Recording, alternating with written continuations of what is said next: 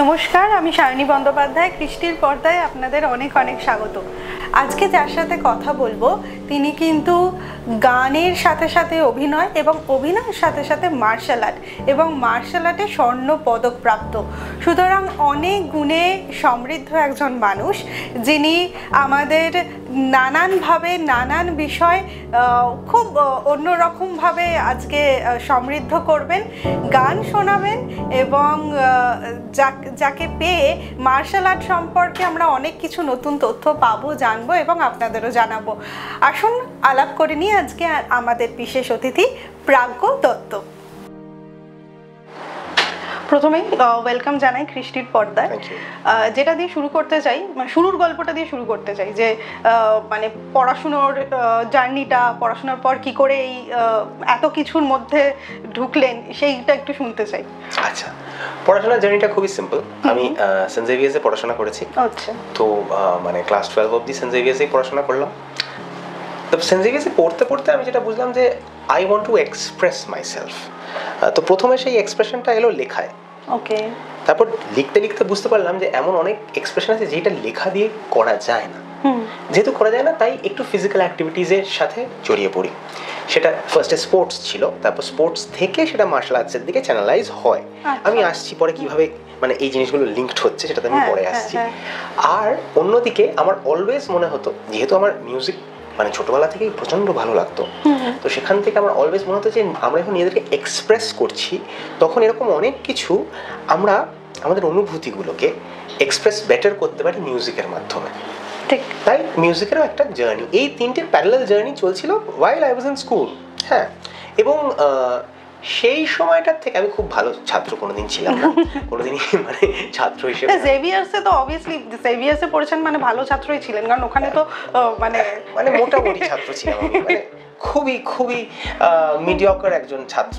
কিন্তু যেই জিনিসগুলো করতে ভালো লাগতো, মানে লিখতে ভালো লাগতো, ডিবেট করতে ভালো লাগতো, খেলাধুলো করতে ভালো লাগতো, মিউজিক করতে ভালো লাগতো, সেই জিনিসগুলোতে মোটামুটি একটা মানে মোটামুটি ঠিকঠাক ছিলাম। তখনও সেরকম ভাবে চর্চাটা শুরু হয়নি। আচ্ছা, কিন্তু লেখাটা চলছিল। হ্যাঁ, অফকোর্স একদম। প্রথম চর্চা মানে চর্চা হিসেবে চর্চা যদি দেখতে হয় যে যেটা শুরু হলো সেটা মার্শাল আর্টসের চর্চা। আচ্ছা, তার কারণ হলো যে বাই দ্য টাইম আমি এই ক্লাস 12 থেকে কলেজের দিকে যাচ্ছি, বাই দ্যাট টাইম আমি অলরেডি স্টেট চ্যাম্পিয়নশিপস, ন্যাশনাল চ্যাম্পিয়নশিপ এসবগুলোতে শুধু খেলছি, তাই না, প্লাস মানে ভালো রেজাল্ট হচ্ছে, ভালো। আর তার সাথে সাথে পাশাপাশি যেই চর্চাটা শুরু হলো সেটা মিউজিকের চর্চা। কারণ কলেজে যখন আমি তখন মানে বেশ অনেকটা সময় মিউজিক করে কাটাতাম, এবং সেই সময় আমাদের একটা ব্যান্ড ছিল যেটা নিয়ে আমরা তখন একটা মানে রিয়েলিটি শো হয়েছিল, এয়ারটেল ব্যান্ড ওয়াগন। তো সেই রিয়েলিটি শোটাতে আমরা গেছিলাম, আমরা একদম টপ 10 অবধি গিয়েছিলাম। তারপর মানে ইট ওয়াজ ভেরি ইন্টারেস্টিং, মানে পুরো বিষয়টা একটা লার্নিং এক্সপিরিয়েন্স ছিল। ইনফ্যাক্ট আমাদের জাজেস হিসেবে উই হ্যাড সিধুদা, we had Rupam, we had Samid, we had Rishi, we even got Mr. Rahman to come down for one special episode. So basically Bonida was the anchor for that show. তো ওই particular শোটা থেকে আমরা মানে আজকাল আমরা যে কজন ইন্ডিপেন্ডেন্ট মিউজিশিয়ানরা মোটামুটি ভালো মিউজিক করছি বা চেষ্টা করছি মিউজিক করার, অনেকেই ওই পার্টিকুলার শোটা থেকে আর কি they have come out of that particular reality show. So ওইটা একটা ছিল। আরেকটা চর্চা যেটা স্কুলের সময় থেকেই চলছিল সেটা ছিল থিয়েটারের চর্চা। হ্যাঁ, এই প্রসঙ্গে আমি আসতাম যে এক্সপ্রেশনের কথা যখন যে লেখে, আপনি বললেন যে সবটা এক্সপ্রেস করা যায় না, তো ওয়াই নট থিয়েটার। আমি ওই ক্লাস 7-8 এর সময় থেকে থিয়েটারের চর্চাটা আস্তে আস্তে সিরিয়াসের দিকে যাচ্ছে। তখন আমি, উষা ম্যাম তখনও বেঁচে আছেন, তো রঙ্গকর্মীতে আমি তখন থিয়েটার করা মানে জাস্ট স্টার্ট করেছি। ওকে, আপনিও রঙ্গকর্মী? আচ্ছা, আমি রিসেন্ট রঙ্গকর্মীতে একটা শো দেখলাম, আমি very much attached with that group. Yes, wonderful. আমি ওখানে 3 বছর আমি ওখানে থিয়েটার করেছিলাম, শিখেছিলাম রাদার। তারপরে after that I got into English theatre. মানে ওই ক্লাস 10-11 এর সময় একটা অডিশন হলো, প্রফেসর ব্রায়ান রুসো উনি এখানে আমেরিকান কনসুলেটে একটা অডিশন নিলেন, একটা নাটক যেটার নাম রেজন ইন দ্য সান, সেইটার জন্য উনি মানে ভারতব্যাপী আর কি সেই নাটকটা নিয়ে ট্যুর করবেন বলে উনি আমাদের এই আমেরিকান কনসুলেটে একটা অডিশন নিলেন। ওটাতে আমি অডিশন দিলাম, and then I got through, and then that journey also began. এটা ছাড়াও আমি আরও অনেক জায়গায় মানে বাংলা নাটক বা হিন্দি নাটকের সাথে কাজ করছিলাম at that point of time. আর এই মিউজিকটা করতে করতে কি হলো, নিমরানা মিউজিক ফাউন্ডেশন বলে একটা ফাউন্ডেশন আছে, they were searching for singers, chorus singers for an opera. I just audition, আমি দেখলাম তো তখন অতটাও আমি জানতাম না, মানে একদম আলাদা। অনেস্টলি স্পিকিং এই পুরো স্টাইল অফ সিঙ্গিংটা আলাদা, এটার পুরো সবকিছুই আলাদা, কিন্তু অতটা তো জানতাম না। So I went on my audition and they somehow liked my voice and whatever and they took me. So once they took me, then I also went through that training. তো আমার ওই ট্রেনিংটাও হয় এবং আমি নিমরানা মিউজিক ফাউন্ডেশনের সাথে দুটো মানে প্রপার অপেরা শোতে কাজ করি, অনেকগুলো জায়গাতে আমাদের সেই শোজগুলো হয়। একটাতে কোরাস সিঙ্গার হিসেবে, আরেকটাতে not only as a chorus singer but also as a person who was taking care of the stage. কারণ স্টেজটা তো আমার কাছে যেহেতু স্টেজের এক্সপিরিয়েন্সটা একটু বেশি, এক্স্যাক্টলি, তো সেইখান থেকে তো ওইটা একটা খুব ইন্টারেস্টিং জিনিস হয়। তারপরে বাই দ্য টাইম আমি কলেজ শেষ করে ফেলেছি, আমি ততদিনে জানি যে আমাকে মিউজিকটাও ভালো করে শিখতে হবে, আর থিয়েটার করতে করতে আমার কাছে এই মানে বোধবুদ্ধিটা হয়ে গেছিলো যে থিয়েটারটা না, আমি নিজেকে যেভাবে এক্সপ্রেস করতে চাই সেই এক্সপ্রেশনটার জন্য অলওয়েজ আইডিয়াল হবে না। আচ্ছা, তার একটা কারণ আছে, কারণটা হলো যে আমরা যে কোনো মানে সেটা প্রোসেনিয়াম থিয়েটারই হোক কি ইন্টিমেট থিয়েটারই হোক, আমরা যখন নিজেদেরকে এক্সপ্রেস করছি আমরা তো একটা ওয়ান টু ওয়ান কমিউনিকেশন করছি, মানে আমাদের অডিয়েন্স তো আমাদের সামনেই রয়েছে, কারেক্ট? হ্যাঁ, তো সেইখানে কোথাও গিয়ে খুব কম মানুষ একদম নিজে যেরকম সাবলীলভাবে একটা চরিত্রকে বাঁচিয়ে তুলতে চায় সেরকমভাবে কমিউনিকেট করে চরিত্রটাকে বাঁচিয়ে তুলতে পারে। কোথাও গিয়ে একটা কোনো এক্সটার্নাল এফর্ট দিতে হচ্ছে, কারণ হলো কমিউনিকেশনটার জন্য, আর কিছু না। মানে যেহেতু আমাদেরকে এখন একটা ক্যামেরাতে আমরা একটা ক্যামেরা বন্দি হচ্ছি এবং সেক্ষেত্রে আমি যদি হাতটা এতটা নাড়ি তাহলে মনে হবে একই, এ তো ক্যামেরার বাইরে চলে গেল না। আবার আমি যদি হাতটা এইটুকুনি নাড়ি তাহলেও বোঝা যাবে যে ঠিক আছে। কিন্তু in case of theatre or any form of পারফর্মেটিভ art which is seen on stage, ওই রিয়ালিটিটাকে একটু যেন আমাদের বাড়িয়ে প্রেজেন্ট করতে হবেই, আমরা চাই কি না চাই।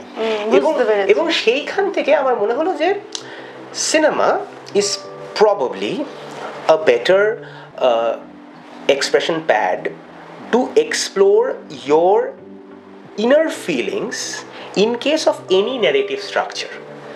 তাই সিনেমার প্রতি একটা ভালোবাসা, আচ্ছা, এবং সেই ভালোবাসাটা কি আলটিমেটলি ওই আমাদের সত্যজিৎ রায় ফিল্ম টেলিভিশন ইনস্টিটিউটের জন্য পরীক্ষা দিতে হতো তখন, যেটা এখনো আছে, তখনও দিতে হতো। তো সেই আচ্ছা, তার আগে অলরেডি ডার্টিংটন কলেজ অফ আর্টসে গিয়ে ওয়েস্টার্ন মিউজিক নিয়ে পড়াশোনা করে এসেছি। আচ্ছা, এটা মিস করে গেছিলাম। আচ্ছা, বেশ।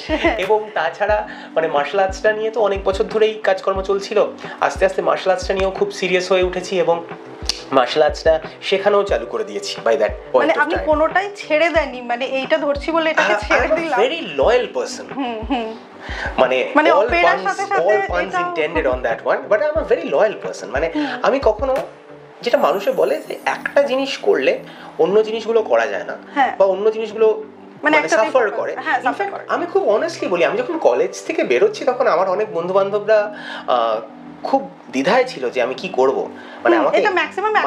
মানে আমাকে এটাও বলেছিল যে দেখ ভাই, তুই তো ওটাও করিস এটাও করিস, কিন্তু তুই কোনটা করবি আলটিমেটলি। আমি সেদিনও ওদেরকে একই কথা বলেছিলাম, আজও একই কথা বলি, আমি কিন্তু একটা জিনিসই করছি, মানুষের মনে হচ্ছে আমি অনেক কিছু করছি, কিন্তু অ্যাকচুয়ালি না, আমি শুধু নিজেকে এক্সপ্রেস করছি। এবং নিজেকে একটা মিডিয়ামে এক্সপ্রেস করা কারোর পক্ষে সম্ভব নয়। রবীন্দ্রনাথ ঠাকুর পারেনি, আমি কি? রবীন্দ্রনাথ ঠাকুর পারেননি নিজেকে একটা মিডিয়ামে এক্সপ্রেস করতে পারেননি। সো আমার কথাটা হলো যে এরকমভাবে আমরা যদি সব ভালো ভালো আর্টিস্টদের জীবন দেখি, আমরা দেখবো তারা কেউ নিজেকে একটা মিডিয়ামে এক্সপ্রেস করছে না, কেউ করছে না। এটা কিন্তু ঠিক কথা।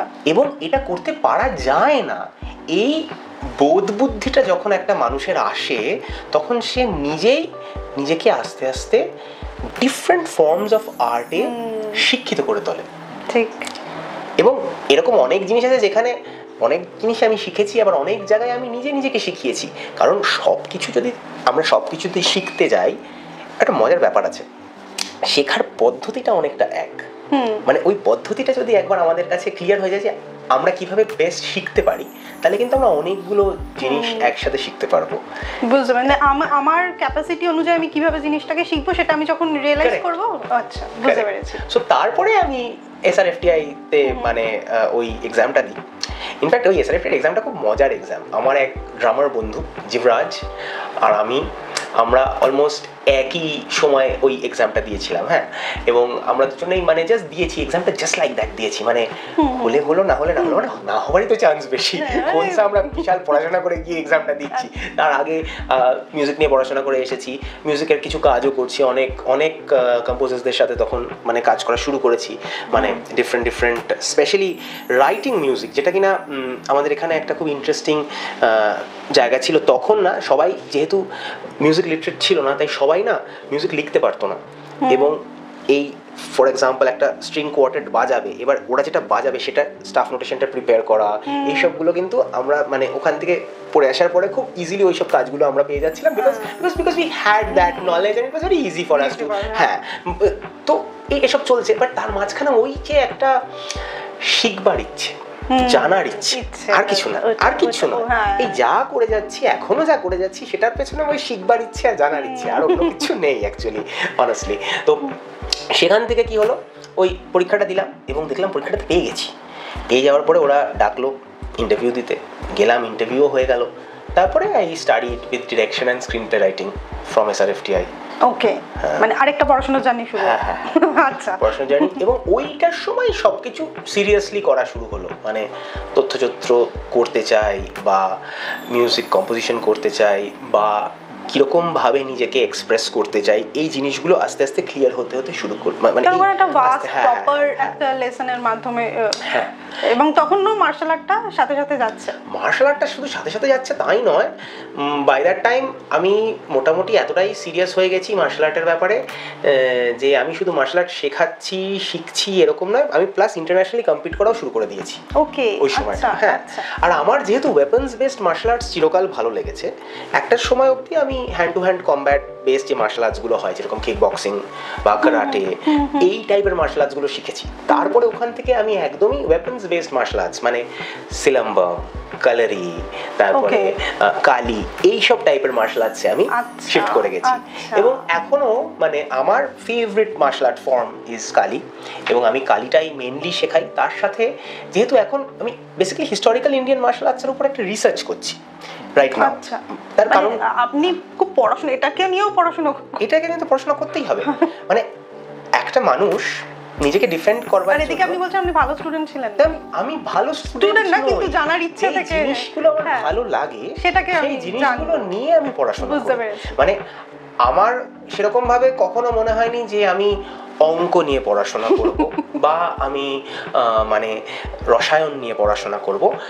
আমার মনে হয়েছে যে আমি মার্শাল আর্টস নিয়ে পড়াশোনা করতে চাই, তার খুব সিম্পল একটা রিজন আছে, আমার আগ্রহ। এবং আমি এটাও বুঝতে পারলাম যে আজকে খুব সিম্পল একটা জিনিস বলছি, আমরা সবাই অনেক কাজকর্ম করছি, আমরা রোজ দিন এরকম অনেক কাজকর্ম করি যেই কাজকর্মগুলোর জন্য আমাদের এনার্জি লাগে, রাইট?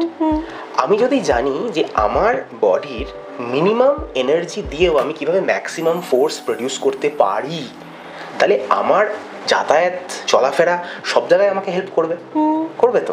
তো এই বেসিক জিনিসগুলো থেকেই কিন্তু আস্তে আস্তে ওই বেসিকটা জানবার পরে মনে হলো আচ্ছা এটা যদি হয় তাহলে এটা আগেকার দিনে কিরকম করে করতো, আচ্ছা এরকম করে করতো, তাই কি এটা এরকম? তো ন্যাচারালি এই প্রশ্নগুলো জাগবেই, you will want to get back to your root. So হ্যাঁ, তো যেটা বলছিলাম, তো সেখান থেকে ওই মানে এখন আপাতত আর কি হিস্টোরিক্যাল ইন্ডিয়ান মার্শাল আর্টস নিয়ে খুবই একটা রিসার্চ করার চেষ্টা এবং করছিও, যে ডিফারেন্ট ওয়েপন্সগুলো কোথা থেকে এলো, কীভাবে সেই ওয়েপন্সগুলো আমাদের ভারতবর্ষে ইউজ হতো এবং বাইরে সাউথ ইস্ট এশিয়ান মার্শাল আর্টসগুলোকে কীভাবে সেটা ইনফ্লুয়েন্স করেছে। আবার এইটা করার জন্য যেটা হচ্ছে অফ লেট যেই ফিল্মের অ্যাকশন কোরিওগ্রাফিগুলো করছি, যেহেতু most of them are historical, so what happens is that I can understand how I can incorporate that there. তো এইসব আবার গেটিং ব্যাক টু ফিল্ম ইন্ডাস্ট্রিতে তো মার্শাল আর্ট শেখায় বা মার্শাল আর্ট এক্সপার্ট মানে সেরকম আমি তো ঠিক আইডিয়া নেই, আমি জানি না আছে কিনা। মানে আমাদের ফিল্ম ইন্ডাস্ট্রিতে মার্শাল আর্টস আলাদা করে তো ওরকম ভাবে মানে মার্শাল আর্টস কোরিওগ্রাফার বা মার্শাল আর্টস অ্যাডভাইজার বলে তো কেউ হয় না।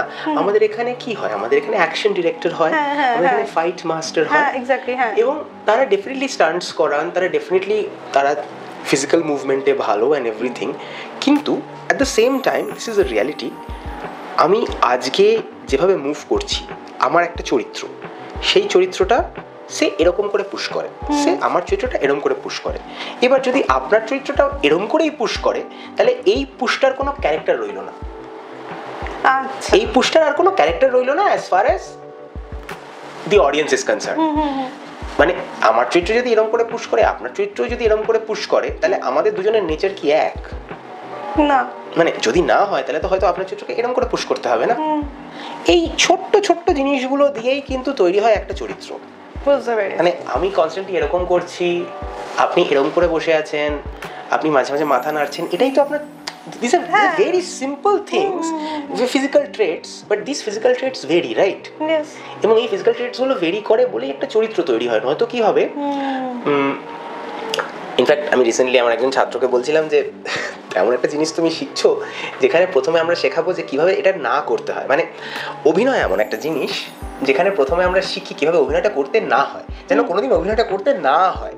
অভিনয় যদি করতে হয় তাহলে হলো না ব্যাপারটা, তাহলে ব্যাপারটা হলো না। অনেকেই খুব অভিনয় করে ফেলেন, of course I mean that's okay, that is a school, that is definitely a school of thought, that is definitely একটা জিনিস। কিন্তু আমরা যখন একটা মানুষকে দেখি, সেই মানুষ যখন সত্যি আমাদের উপরে রেগে যায় বা সত্যি যখন একটা কিছু সিরিয়াসলি বলে, তখন আমাদের ভেতরে একটা কিছু হয়তো হয়তো, কিন্তু সেটা যদি মানে জাস্ট কেউ একটা মানে এরকম করে গোল গোল করে চোখটা এরকম করে গোল করে, এক্স্যাক্টলি হাসি পাবে। ইয়েস, এক্স্যাক্টলি দ্য পয়েন্ট, হাসি পাবে। তার কারণ হলো ইন্টারনালি আমি কিচ্ছু করলাম না, আমি জাস্ট এক্সটার্নালি আমার চোখটাকে বাঁকালাম, হাসি পাবে। তো এই জিনিসটা জন্য ভেরি ইন্টারেস্টিং, মানে সেটা অভিনয় মানে ওভার অ্যাক্টিং, যেটা না ওভার অ্যাক্টিং না, সেটা মানে সেটা কি আমি জানি না, সেটা আমি জানি না। মানে ওভার অ্যাক্টিং কি, ওভার অ্যাক্টিং মানে কি, মানে হলো একটা কোনো চরিত্রতে থাকতে গিয়ে সেটাকে বেশি করা, একটু বেশি হয়ে, মানে সেখানে তাও মানে অ্যাটলিস্ট হাসিটা পাবে না, মানে হ্যাঁ।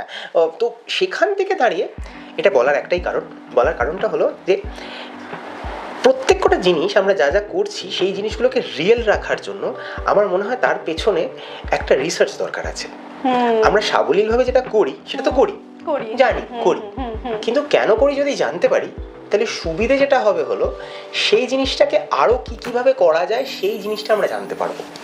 তাহলে আমাদের ভেরিয়েশনস গুলো বেশি হবে। মানে মিউজিকের ক্ষেত্রে যেটা আর কি, মাত্র তো 12খানা নোট, এবারে অনেকে এই শ্রুতি টুতি নিয়ে অনেক কিছু বলবেন, ঠিক আছে, খুব ভালো কথা, সেগুলো অনেক হায়ার ব্যাপার স্যাপার, যাচ্ছি না। বাট ওই 12খানা নোটের পারমুটেশন অ্যান্ড কম্বিনেশন দিয়ে হাউ ইজ ইট পসিবল যে ফর সো মেনি ইয়ার্স আমরা নতুন নতুন মেলোডি বানাতে পারছি?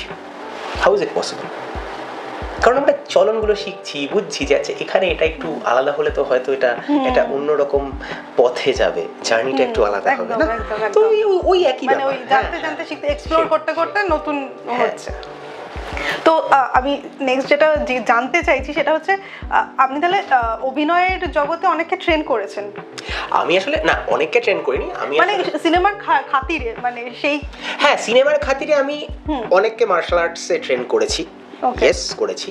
আর অভিনয়ের খাতিরেও আমি অনেককে ট্রেন করেছি যারা মানে ছাত্র, মানে যারা থিয়েটারের স্টুডেন্ট বা যারা ফিল্ম স্কুলে গেছে অ্যাক্টিং নিয়ে পড়াশোনা করতে। কারণ আমি বেশ একটা লম্বা সময় আমি যেমন এসআরএফটিতে পড়েছি, তারপর বেরিয়ে আরও অনেক কাজ টাজ করে এসআরএফটিতে পড়িয়েওছি, তারপর আবার ওই ত্রিপুরা ফিল্ম অ্যান্ড টেলিভিশন ইনস্টিটিউটে গিয়েও পড়িয়েছি। তো এই পড়ানোর স্টিন্টগুলোতে আমি অনেক রকম ছাত্রদের সাথে ইন্টারাক্ট করেছি, এবং তার মধ্যে অভিনয়ের ছাত্ররাও রয়েছে। অভিনয়ের সাথে মার্শাল আর্টটা আমি কানেক্ট করতে পারছি, কিন্তু মিউজিশিয়ান মার্শাল আর্ট এইটা খুব একটা অন্যরকম কম্বিনেশন একজন।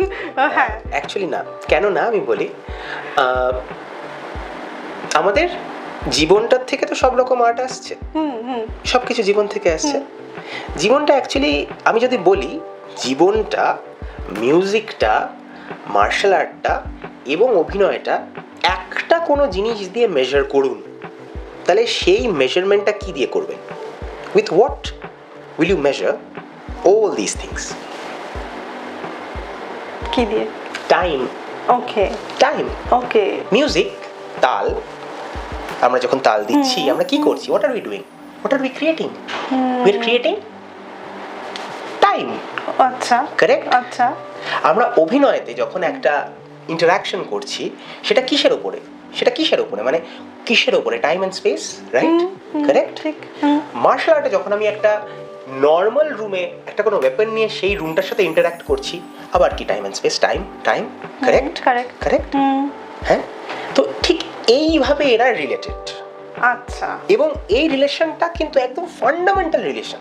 মানে আমি যদি রিদমে মুভ করি, আরেকটা বডিও আরেকটা রিদমে মুভ করছে, আমাকে যদি এই বডিটাকে ডিস্টার্ব বা ডিসরাপ্ট করতে হয়, তাহলে আমার এই রিদমটাকে কাটতে হবে। আচ্ছা, মানে ওর ভিতরে একটা মিউজিক্যাল থিং।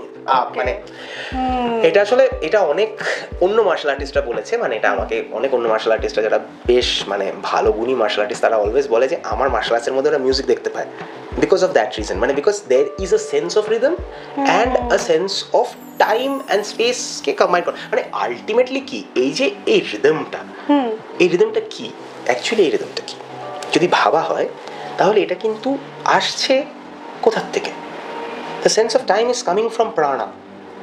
মানে আমরা বেঁচে আছি বলে টাইম, মানে একটা বড় একটা ম্যাক্রোকজম, একটা বড় ইউনিভার্স, তার মধ্যে একটা ছোট্ট মাইক্রোকজম, আপনি বা আমি বা যারা যারা দেখছে তারা সবাই, তাদের জন্য কিন্তু এই যে পৃথিবীটাতে তারা রয়েছে, সেই পৃথিবীটার বয়স ওই 1 বিলিয়ন ইয়ার্স বা ওরকম নয়। তারা যে কদিন রয়েছে সে কদিন একটা টাইম, একটা বৃত্ত, একটা সাইকেল। ঠিক। এবার সেই সাইকেলটার মধ্যে অনেক কিছু হতে পারে। মানে আমি 1 2 3 4 এরকম ভাবে যাচ্ছি। এবার এই 1 2 3 4 এর মধ্যে আমি হঠাৎ করে 5ও ঢুকিয়ে দিতে পারি, 7ও ঢুকিয়ে দিতে পারি, 11ও ঢুকিয়ে দিতে পারি, হোয়াট এভার করতে পারি। বাট আমার মেন টাইম ফ্রেমটাকে আমি ঘাঁটবো না। বুঝতে পেরেছি।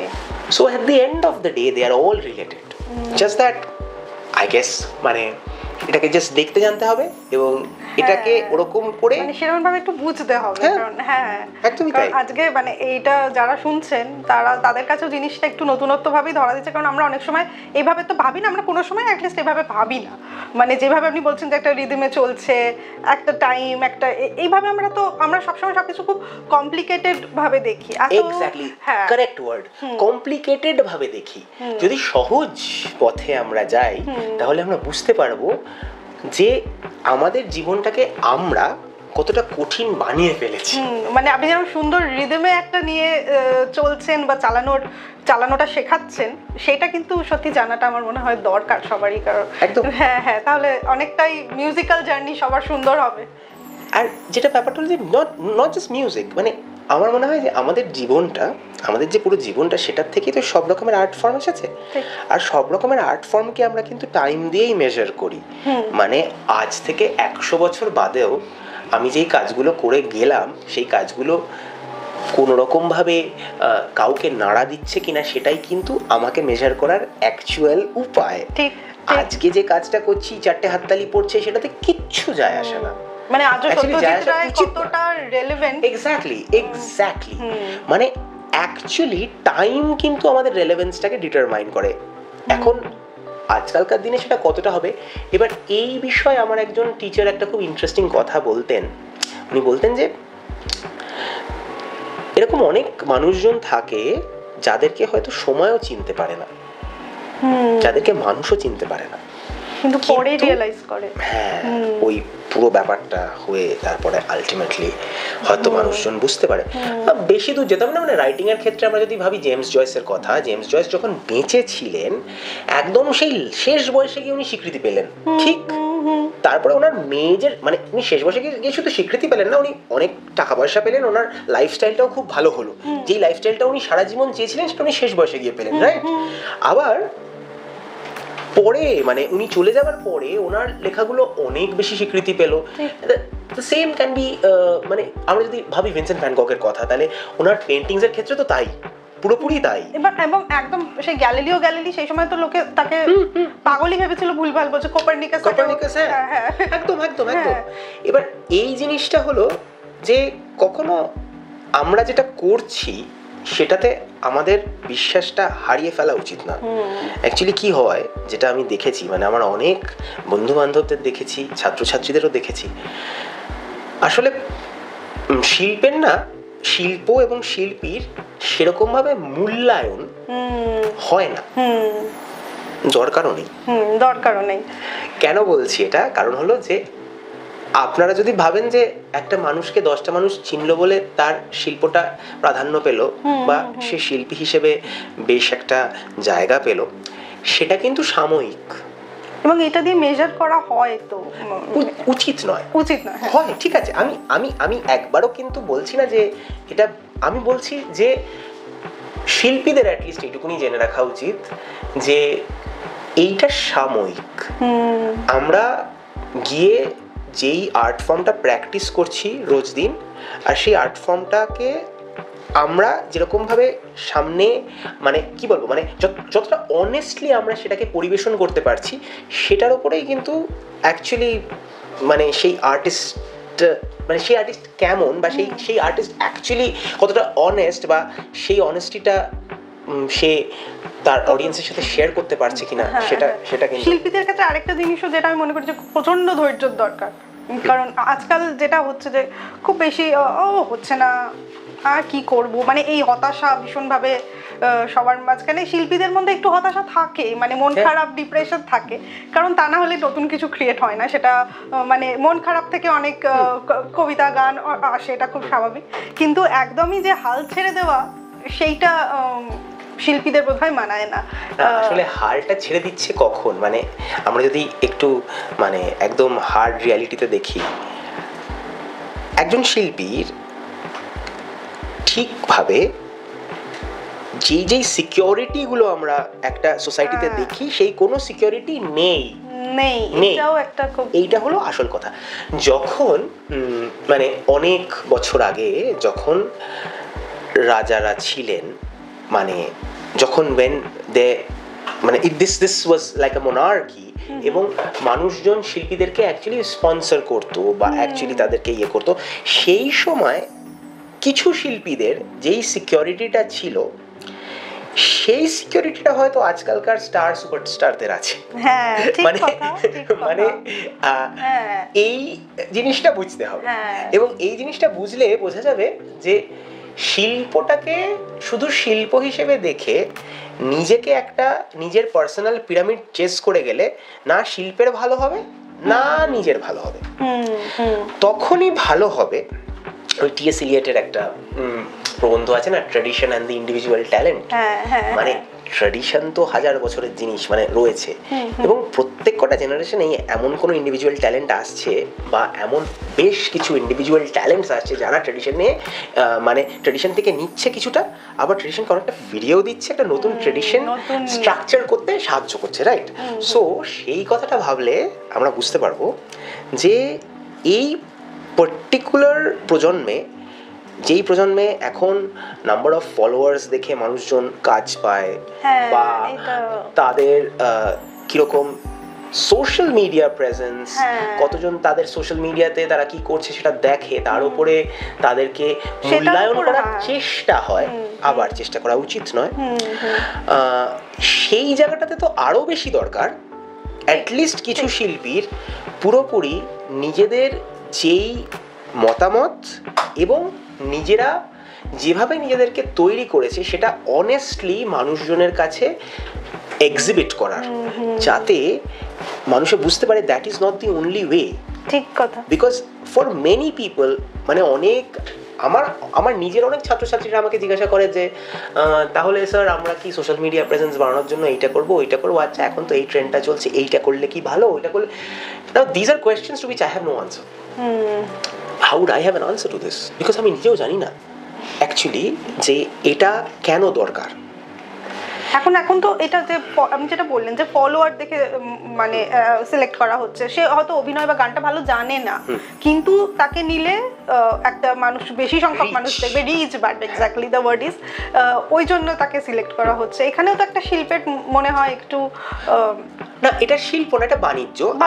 আমি এটাকে না বলছি না, আমি বলছি আপনারা সবাই বাণিজ্য করুন, এবং বাণিজ্য খুব দরকার, শিল্পের জন্য বাণিজ্য দরকার, নিশ্চয়ই দরকার, কিন্তু কোথাও গিয়ে সেই এটাও মনে হওয়া দরকার যে as an artist how do I justify my art with all its honesty, একটা তো রেসপন্সিবিলিটি থাকে, নিশ্চয়ই থাকে, একটা ছোট রেসপন্সিবিলিটি থাকে।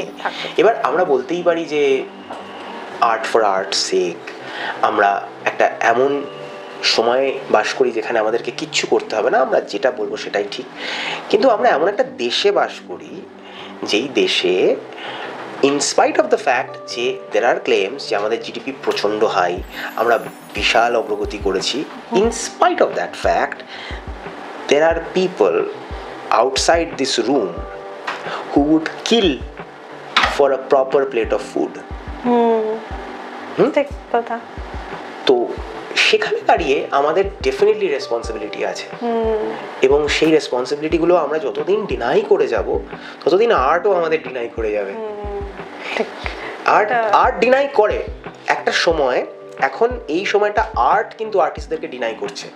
তাই আমাদেরকে শুনতে হয়, কি শুনতে হয়, আমাদেরকে শুনতে হয় যে আগেকার দিনের গানগুলো ভালো ছিল, আগেকার দিনের শিল্পীরা দেখো কতটা ভেবে চিনতে মেপে অভিনয় করতো, মাপটা কোথাও একটা মিসিং যেন। হ্যাঁ, এইগুলো শুনতে হয়। কেন শুনতে হয় সেটা নিয়ে যদি আমরা একটু ভাবি তাহলে আমরা বুঝতে পারবো যে কোথাও গিয়ে আমরা এই গ্লিটস অ্যান্ড গ্ল্যামারের মধ্যে নিজেদের অনেস্টিটাকে জাস্ট হারিয়ে ফেলছি।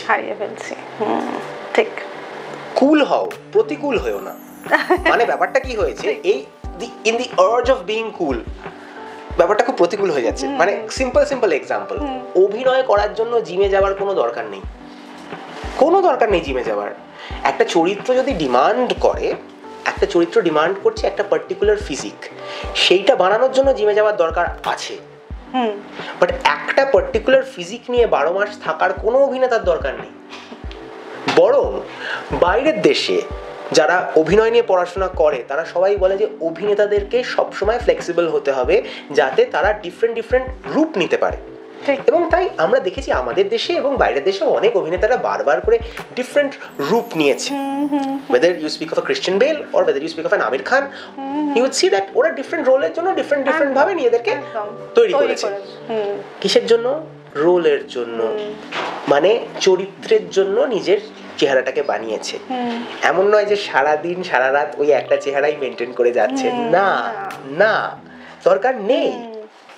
তারপরে আরো মজার জিনিস যে আমরা যদি এক্সারসাইজের কথা বলি বা আমরা যদি স্কিলসের কথা বলি তাহলে স্কিলস তো জানতে হবে। আগেকার দিনে ইভেন ক্লাসিক্যাল হলিউড এই স্টুডিও সিস্টেমে যেই হিরোরা কাজ করতেন, whether it is a Stuart Ranger or an Errol Flynn or this kind of, you know, like people, they used to know how to do horse riding, how to do fencing, how to do roller skating, how to dance, how to sing. অসুবিধাটা কোথায়?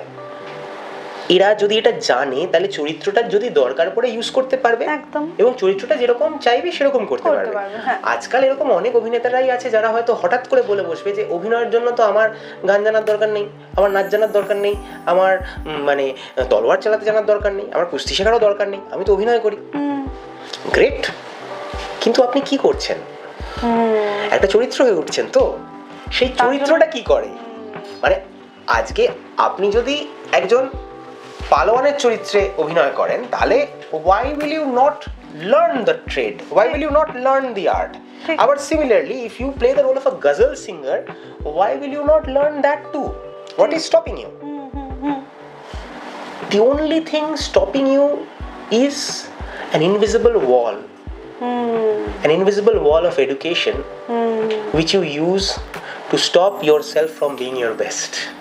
ঠিক, খুব সত্যি কথা। মানে আমরা যারা একটু শিক্ষিত, এটা কিন্তু বেশি শিক্ষিত অভিনেতাদের মধ্যে আপনি পাবেন, মানে যারা খুব একটা বেশি শিক্ষিত নয় তাদের মধ্যে এটা পাবেন না আপনি। তাদের মধ্যে আপনি দেখবেন তাদের একটা বক্তব্য আছে, একটা ইয়ে রয়েছে, সেটা তো তার বক্তব্য, তা তার বক্তব্যটা তো তার চরিত্রের বক্তব্য কোনোদিন হতে পারে না। এবং তার বক্তব্যটা আবার কেন আছে সেটাও বুঝি, মানে এমন নয় যে এটার পেছনে কোনো কারণ নেই। কারণ স্ট্যানিস্লাভস্কি যেরকম বলে গেছিলেন যে একটা ম্যাজিক্যাল লিফ হয় বা এরকম কিছু হয়, মাইজনার আবার পরে বলেছেন যে তোমার যে এক্সপিরিয়েন্সের ব্যাংকটা রয়েছে সেই এক্সপিরিয়েন্সের ব্যাংকটা যদি তোমার না ফিল্ড থাকে তাহলে তুমি সেই এক্সপিরিয়েন্সটাকে কিভাবে এক্সপ্রেস করবে? If you have not been through an experience, how will you express yourself? হ্যাঁ, তো আমি বুঝতে পারি মানে এই বিষয়গুলো সবই, but at the end of the day এটার বাইরেও একটা জিনিস আছে, সেটার নাম কমন সেন্স। মানুষজন যা বলে গেছে তার বাইরেও একটা বড় জিনিস রয়েছে যেটার নাম কমন সেন্স। এবং একটু ভেবে দেখলে বোঝা যাবে যে কোনো আর্ট ফর্মকে যদি আমরা একটু বেটার করতে চাই তাহলে ছোট ছোট ডিটেলসগুলোতে আমাদের কনসেন্ট্রেট করতে হবে। ঠিক।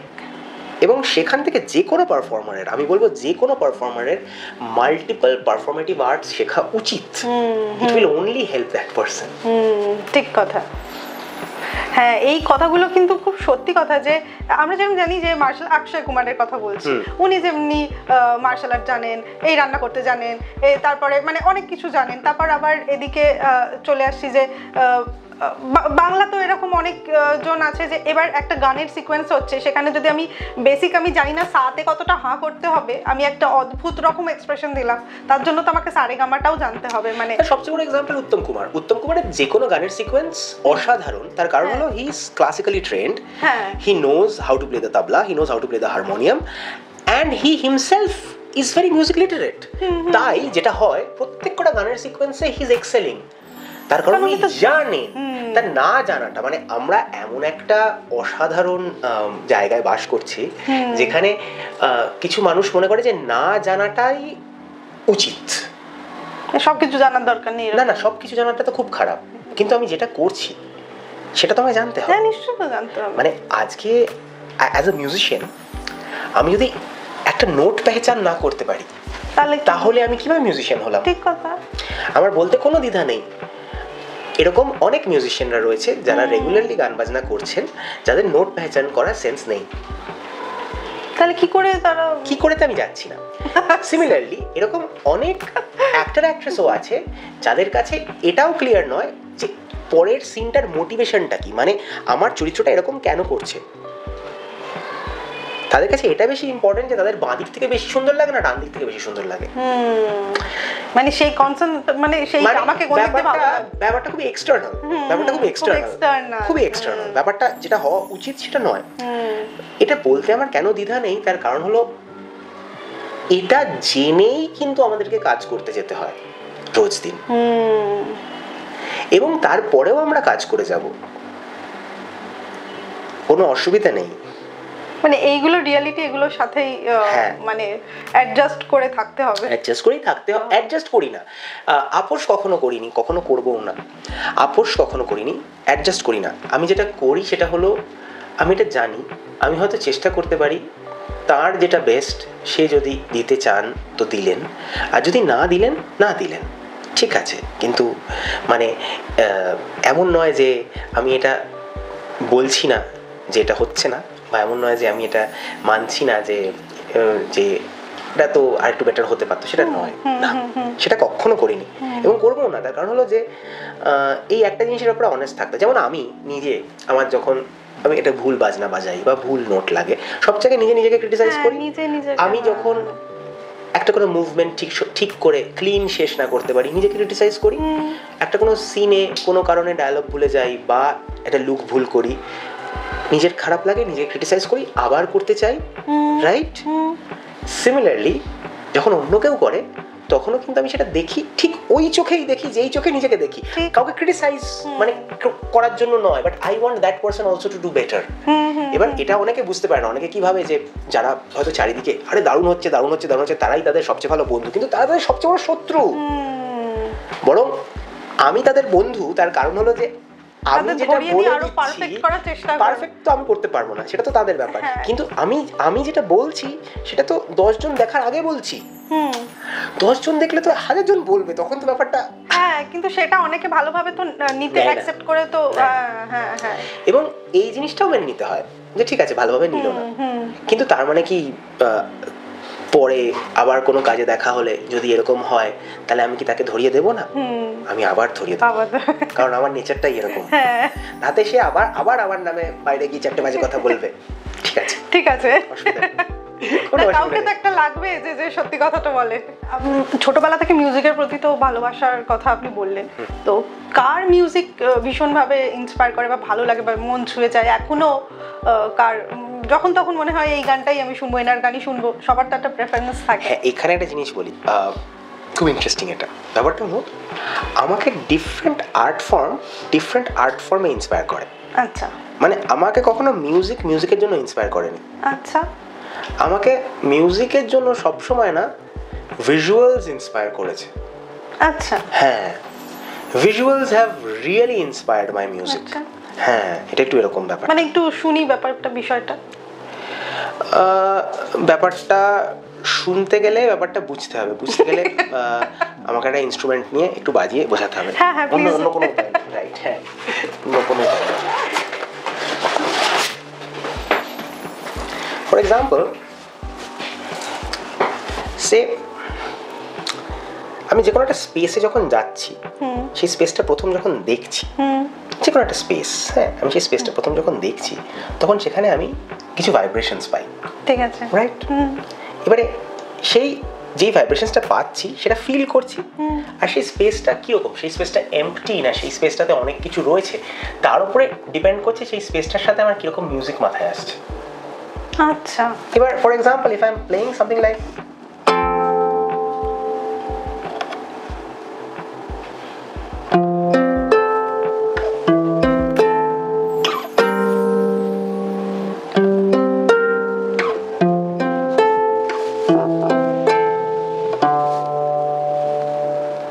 what kind of a space is this? Right. Listen to it once again. Listen to it once again. Okay.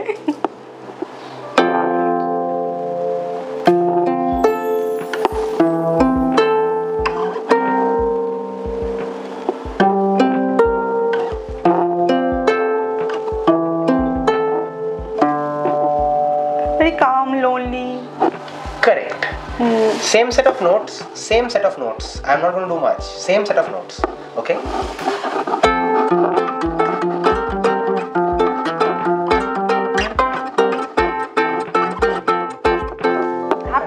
Happening. So, you see, what I'm trying to say here is very simple, that একটা space can have the same set of notes and yet have a different characteristics, right? Right. Just like you and I can have the same set of features but can be completely different people due to the way we behave. আমাদের যদি একরকম দেখতে হতো, if both of us were doppelgangers, মানে একদম সেই twins, তাহলেও কিন্তু আমাদের বিহেভিয়ারটা আলাদা হতো, তো তাহলে তো আমরা আলাদাই হতো। সো ফর মি মিউজিকটা আমাকে অলওয়েজ ভিজুয়াল জিনিসপত্র আমাকে মিউজিক্যালি ইয়ে করেছে। মানে আই ক্যান টেল ইউ যে there are painters who have inspired me, there are films which have inspired me, there are stories which have inspired me as far as my music is concerned. Similarly, এই মিউজিকটা আবার যখন আমি শুনি তখন আমি অনেক রকম ভিজুয়ালস দেখতে পাই। এটা আমরা কম বেশি তো সবাই করি। হ্যাঁ, করি তো, কিন্তু করে তারপর কি করি? কিছুই করি, নিজের আর্টে ইউজ করি। কেন করি না? আমি করি। আচ্ছা, সেটাই আমি যা করি সেগুলো খুব সাবলীল জিনিস, আমরা সবাই করি, কিন্তু ব্যাপারটা হলো যে আমরা সবাই যেটা করি না, আর আমি যেটা করি সেটা হলো এটা যে আমি সেটাকে তারপর একটা স্টেপ আগে নিয়ে গিয়ে ইউজ করি নিজের আর্ট ফর্মে। বুঝতে পেরেছি, আর কিচ্ছু না, দ্যাটস ইট। এবারে মিউজিকটা যখন মিউজিক শুনি, মানে আমাকে এরকম অনেক সিঙ্গার সং রাইটার আছে যারা আমাকে গল্প লিখতে সাহায্য করে, যারা আমাকে একটা চরিত্র নিয়ে ভাবতে সাহায্য করে, বা এরকম অনেক কম্পোজার্স আছে যারা আমাকে পুরো মুভ করতে সাহায্য করে। মানে একটা পার্টিকুলার মার্শাল আর্টসের সেট অফ মুভমেন্টস আমি যদি সেই পিসটা শুনে করি আমি বেটার করব, এরকম হয় আমার সাথে। আচ্ছা, সো এইটা ইজ দ্য রিয়ালিটি। তো আমাকে তাই আমার মানে ফেভারিট যেই মিউজিকটা, সেটা বোধহয় আমাকে মিউজিকে আর ইন্সপায়ার করে না, অন্য কোনো আর্ট ফর্মে করে। আবার আমার ফেভারিট যে ভিজুয়ালসগুলো, সেটা আমাকে মিউজিকে ইন্সপায়ার করে চলে যায়। আচ্ছা, now to answer your question, you asked me যে আমাকে কিরকম টাইপের মিউজিক মানে মুভ করে, বা what is the kind of music that really moves me. তো প্রথমত আমাদের শাস্ত্রীয় সঙ্গীত, মানে ইন্ডিয়ান ক্লাসিক্যাল মিউজিক আমাকে ছোটবেলা থেকেই খুব মুভ করে।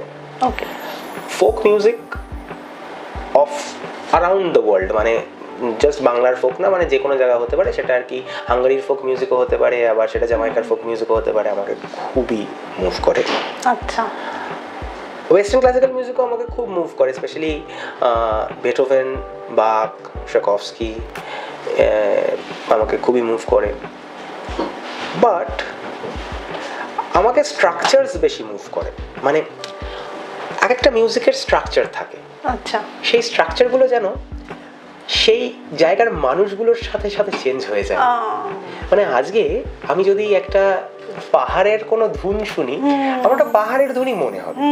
আবার আমি যদি একটা কোনো সি সাইড কোনো একটা কিছু শুনি, আমার কিন্তু সেটা সি সাইড মনে হবে। হ্যাঁ, মানে ওর সাথে তো ভিজুয়ালটা কানেক্ট। হ্যাঁ, তো আমার কোথাও গিয়ে মনে হয় যে মিউজিক এমন একটা জিনিস যেটা টাইম মেশিনের মতো, আমাদেরকে টাইম স্পেস দুটোই দেখাতে পারে এবং আমাদের উপরে ডিপেন্ডেন্ট যে আমরা কি দেখতে চাইছি।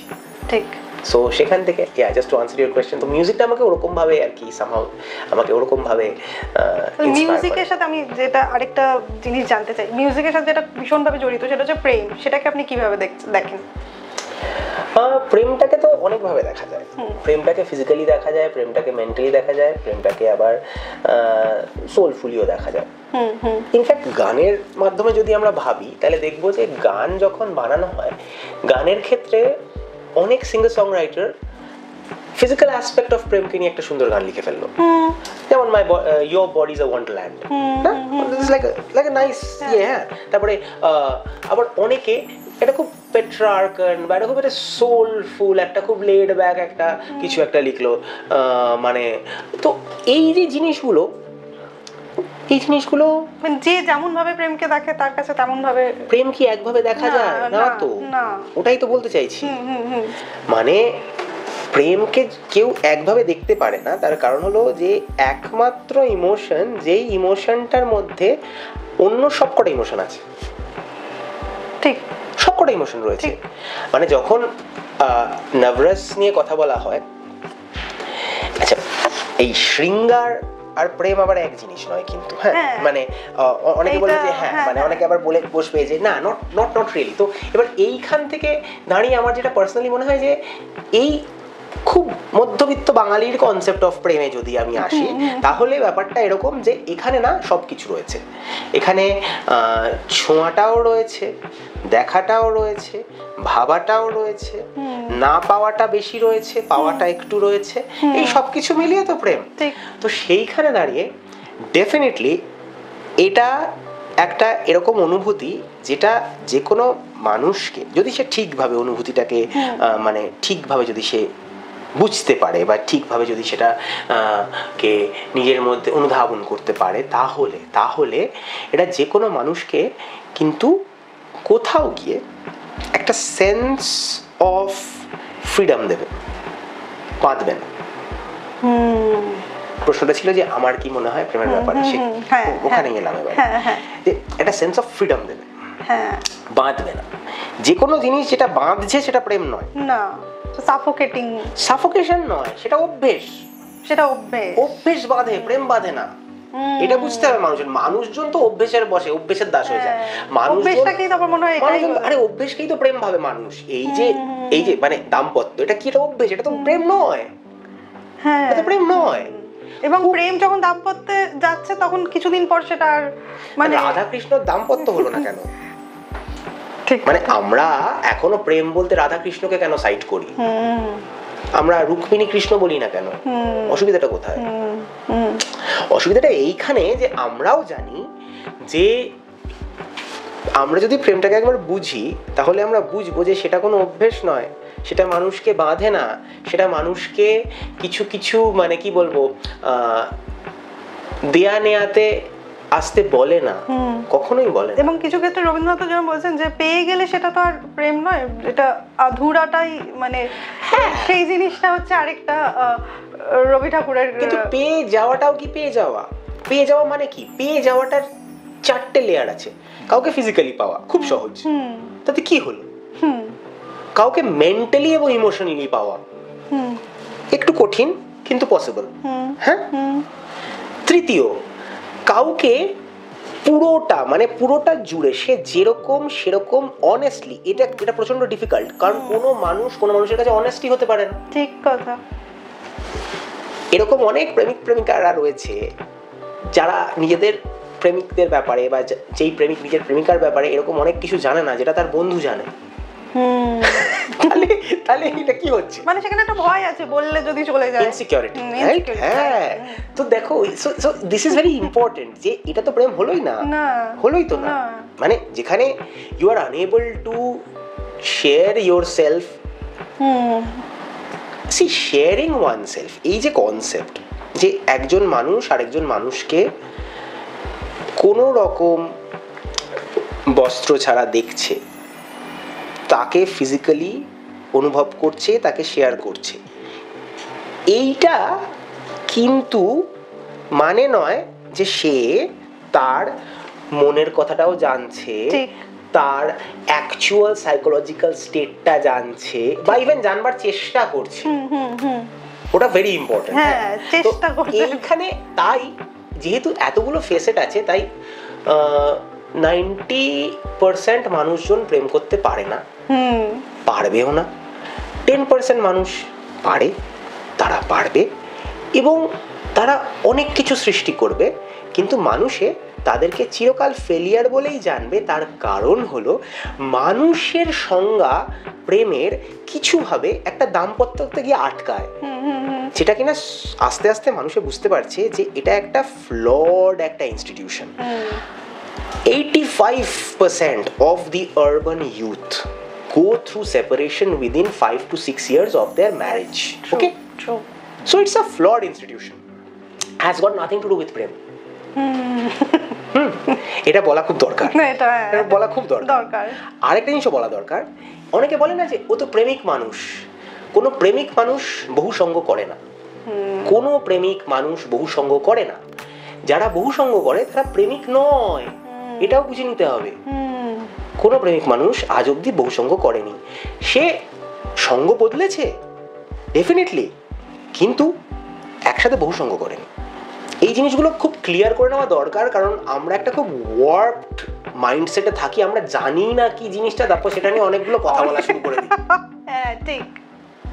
আর যে প্রচলিত, এই যে আপনি বললেন যে বহু সঙ্গ করে না, আমরা মানে যেটা প্রচলিত, একজনের অনেক গার্লফ্রেন্ড আছে, ও বাবা ও তো প্রেমিক নয়, ও প্রেমিক নয়, ও প্রেমিক নয়। আরে সিম্পলি বলো কি ওর খিদে বেশি, বলতে কি অসুবিধে?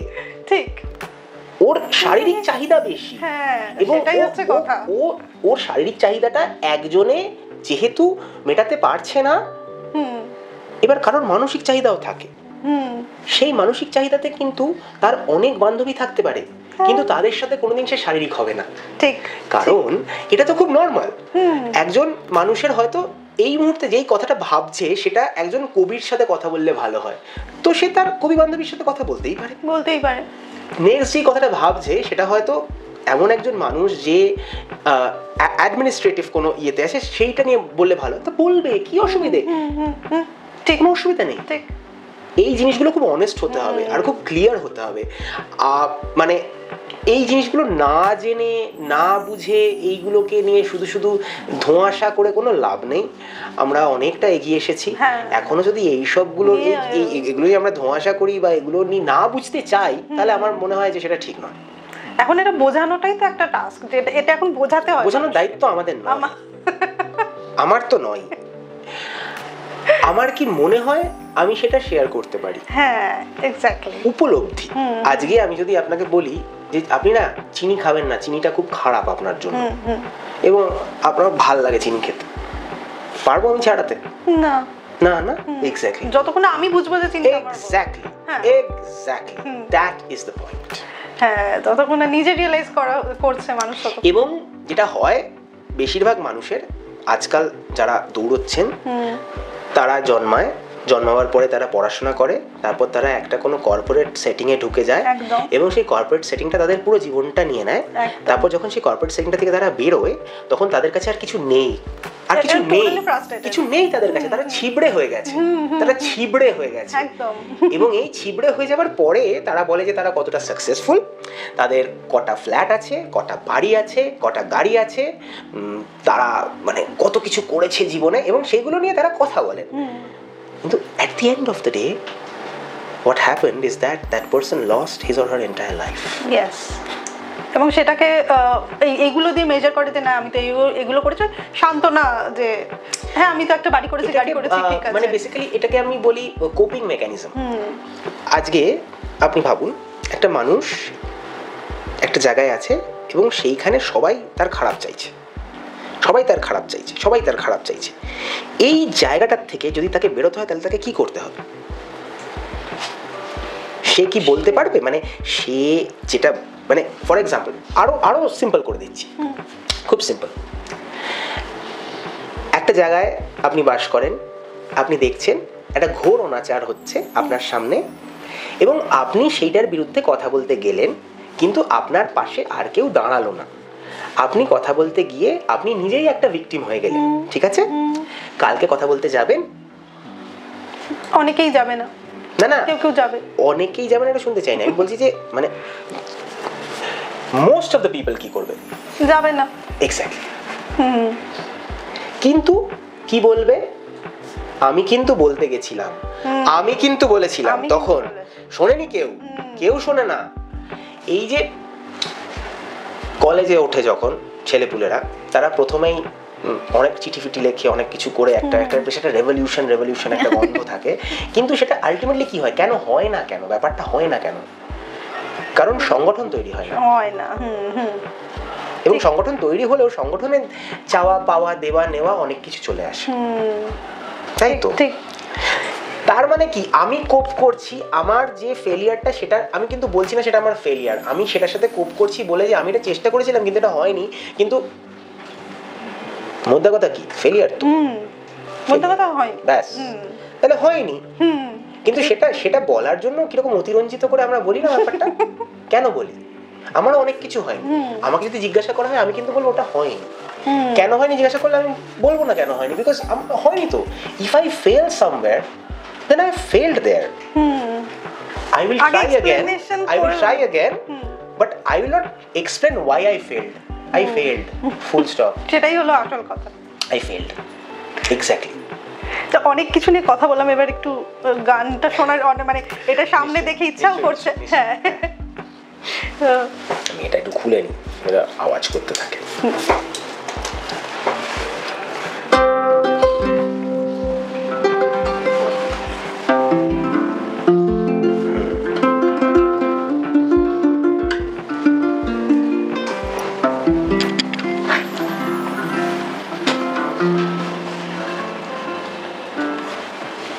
ওইটাই হয়, মানে ভাবি যে কোন গানটা গাই, কারণ most of the songs are original compositions, তো সেখান থেকে ওই একটা চলে মাথায় যে কোন গানটা গাওয়া যায় এই মুহূর্তে, তো সেটাই চলছে মাথার মধ্যে এই মুহূর্তে।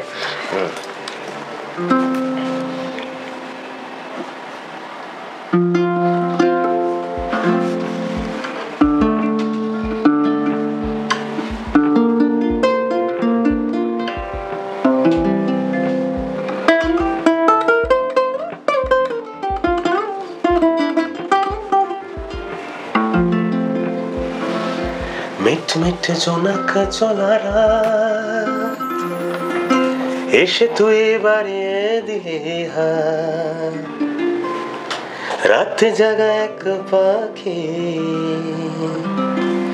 ঘুমিয়ে পড়লো নাকি।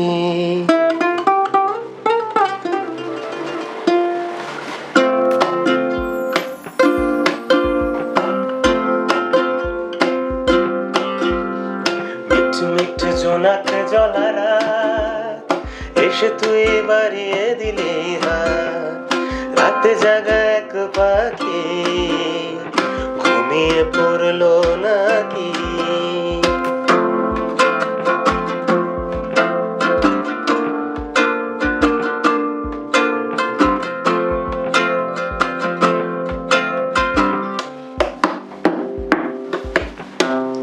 আমি তো ছিলাম সুরের সোহাগে, বসন্ত বাহার কিংবা বেহাগে, আমি তো ছিলাম সুরের সোহাগে, বসন্ত বাহার কিংবা বেহাগে, নিমগ্ন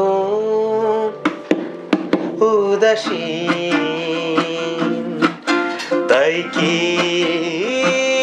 পালিয়ে গেল দিন। মিঠু মিঠু জোনাকে জ্বলা রাত, এসে তুই বাড়িয়ে দিলি হাত, রাতে জাগা এক পাখি ঘুমিয়ে পড়লো নাকি মিট মিট জোনাক জলারা এসে তুই বাড়িয়ে দিলি হাত রাতে জাগা এক পাখি ঘুমিয়ে পড়লো নাকি।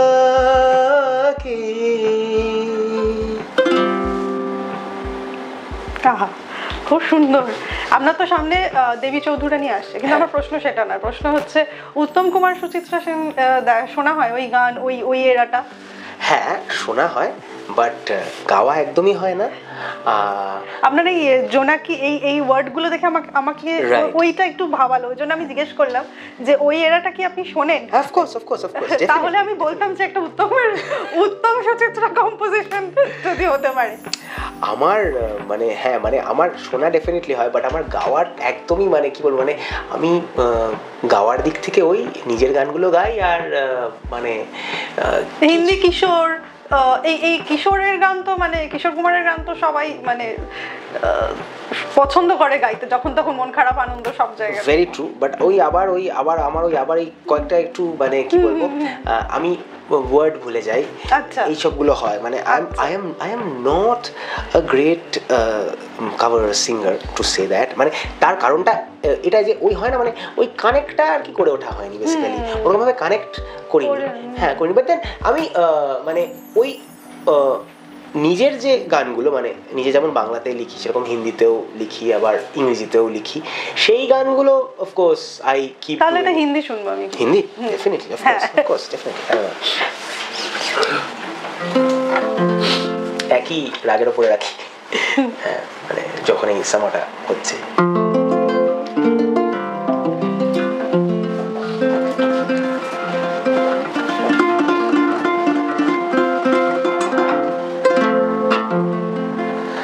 अब मत जाओ, अब मत जाओ, अब मत जाओ,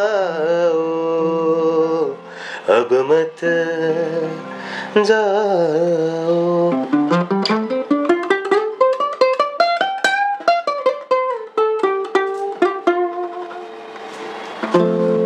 जिया नहीं भर पिया अब मत जाओ,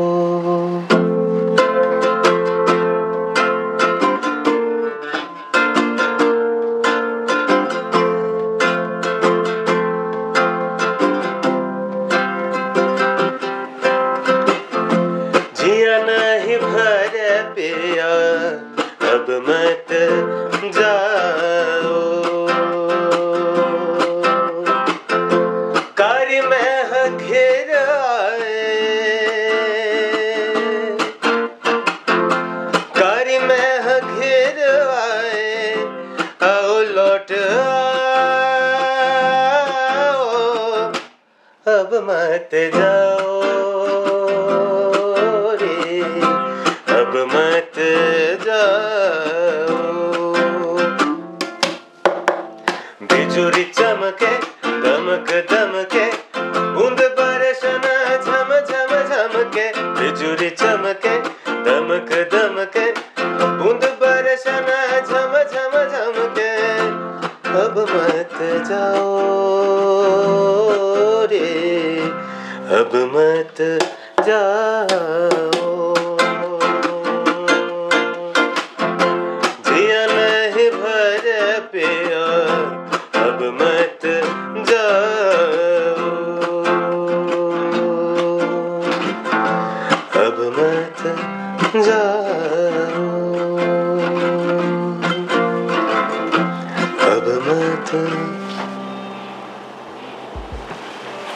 আমার তো মনে হচ্ছে এই গান আপনাকে বলতেই থাকি আর অনেকগুলো গান চলতেই থাকুক, কিন্তু একটা তো এসে কোথাও শেষ করতে হয়। এবং যেটা দিয়ে আমি শেষ করবো, সামনে তো পুজো, পুজো স্পেশাল গান বা এরকম কিছু লেখা হয়? হ্যাঁ পুজো স্পেশাল গান লেখা হয়েছে, আগেও লেখা হয়েছে।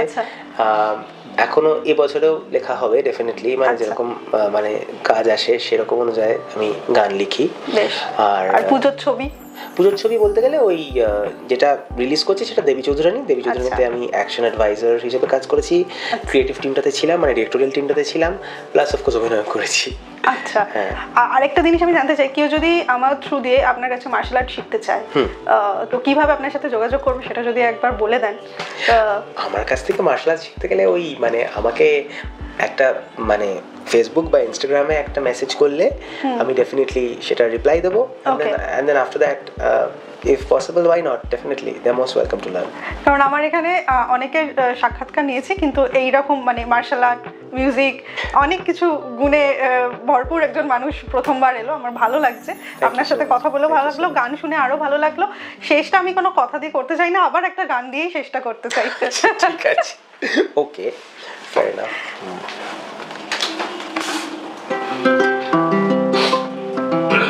ওই বলেছিলাম যে আমাদের তো সবার একটা রেসপন্সিবিলিটি থাকে, মনে আছে? মানে এর আগে তো প্রেম নিয়ে কথা বলছিলাম, তো প্রেমের গান শোনালাম, but I will leave you with a song which asks a question.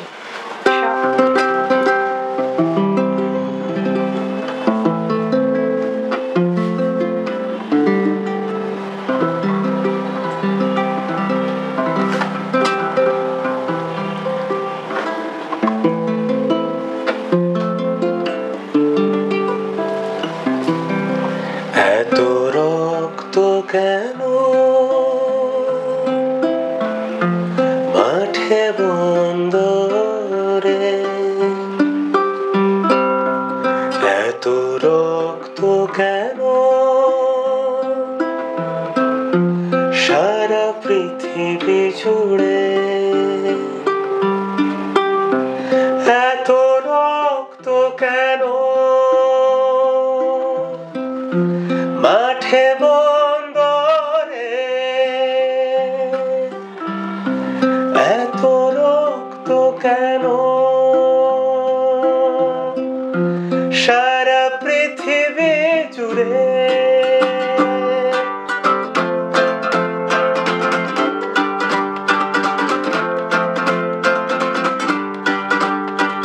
ফসলের পোড়া মাঠে মৃতদের হাড়ের মিছিল, কাজ করে পুরো বাজার ঝিল। ফসলের পোড়া মাঠে মৃতদের হাড়ের মিছিল, কাজ করে পুরো বাজার ঝিল। ছোটে বয়ে নিয়ে যায় স্বপ্নের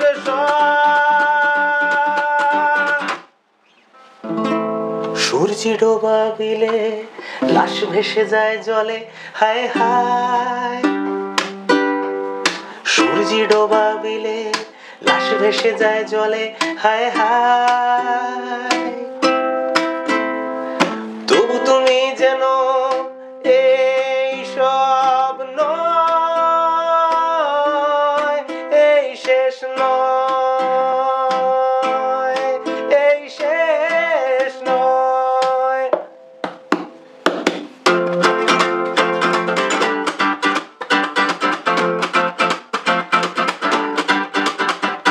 প্রতিবাদে প্রতিরোধে ঝুলছে মশাল আবার, আর দেরি নয়, দেরি নয় আর। প্রতিবাদে প্রতিরোধে ঝুলছে মশাল আবার, আর দেরি নয়, দেরি নয় আর। হাজার ছেড়ে দিয়ে একসাথে বলো, এত রক্ত কেন ও মানুষ,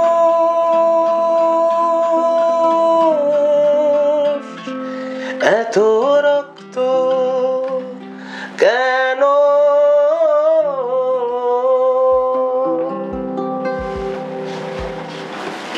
এরপর সত্যি কোনো কথা থাকে না, এরপর একটু চুপ করে থাকতে ইচ্ছে করে, তো চুপ করেই থাকি একটু এবং এখানেই শেষ করি, ইতি টানি। এবং অনেক কিছু ভাবনা আমার ভেতরে, সত্যি আপনি এই এত সুন্দর কথাগুলো এবং very reality. Thank you so much এতটা সময় আমাদের দেওয়ার জন্য, এত সুন্দর ভাবনা আমাদের সাথে শেয়ার করার জন্য। আশা করবো আবার আরেকবার আমাদের এই আসর আবার জমবে, তার অপেক্ষায় রইলাম। ততক্ষণ আপনারাও সাথে থাকবেন। Thank you.